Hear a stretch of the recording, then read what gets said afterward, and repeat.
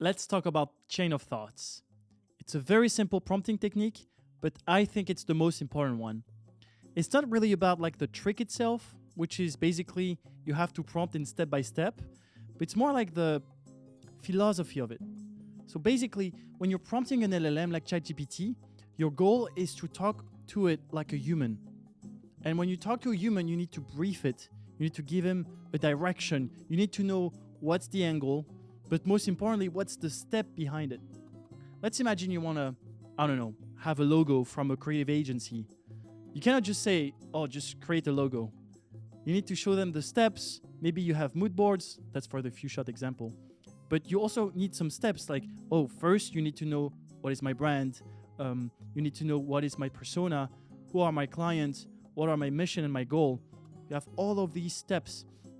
Instead of just throwing a very complex task, like creating a logo, you need to have those several steps before until you have your goal. It's the same way with LLMs. So ChatGPT needs to know what are the crucial steps for you to get to your goal. For example, here, I made a simple prompt without the chain of thoughts. We can call it COT. And I made one with steps, very basic steps. And there is this magic sentence at the end that I'm going to show you. So for the traditional bad prompt that you'll never do again, basically it's just write an article about food. So you can imagine if we prompt write an article about food, well, the LLM like ChatGPT doesn't know that making an article about food is way too broad.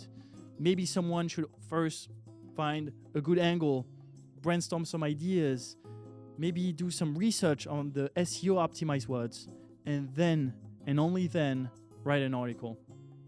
So here you can see that ChatGPT is just doing as good as the question, which is a bad question. So because the prompt is bad and way too broad and there is no steps to follow, he's just making a prompt and an answer that is way too broad. It's like food. I don't think your food article is going to break the internet. I'm sorry. If you want to do a good article, it has to be very specific. It's the same with LinkedIn. If you're doing something way too broad, no one's going to care about it. Now let's go to the good prompt, and you can go much deeper than that. I said the same, which is write an article about food, but this time I added some steps. Step 1, find a very specific topic to cover. Step 2, make a list of SEO optimized words to use.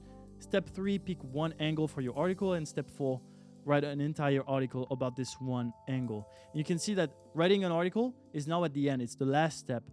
And because of that, ChatGPT has to think before, pick the right topic, the words, the angle, and then and only then write the article.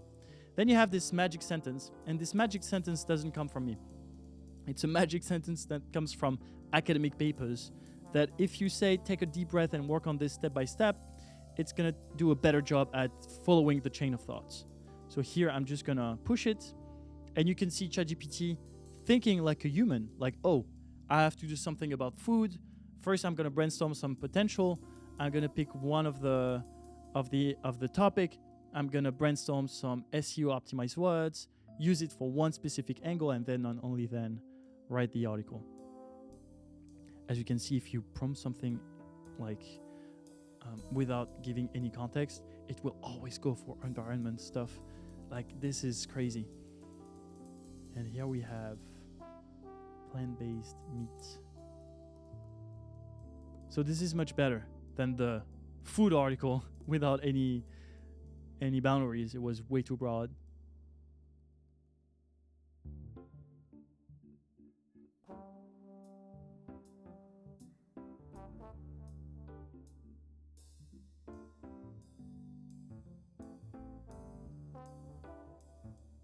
As you can see, you had a very specific topic to cover, a list of words so we can hit some SEO optimized target. Maybe ChatGPT is not the best at it, by the way. You have better websites, but you can go to the better website, take those words, and then ask ChatGPT to use them.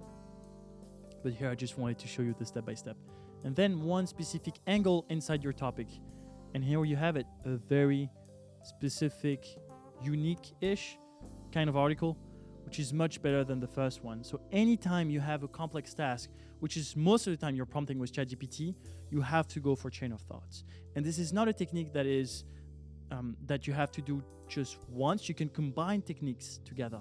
You can do chain of thoughts and one-shot prompting, meaning you're showing a good example and you're showing the step-by-step. And you'll see that most, if not all of my prompt on the AI Hub has a combination of chain of thoughts with step-by-steps and one-shot prompting.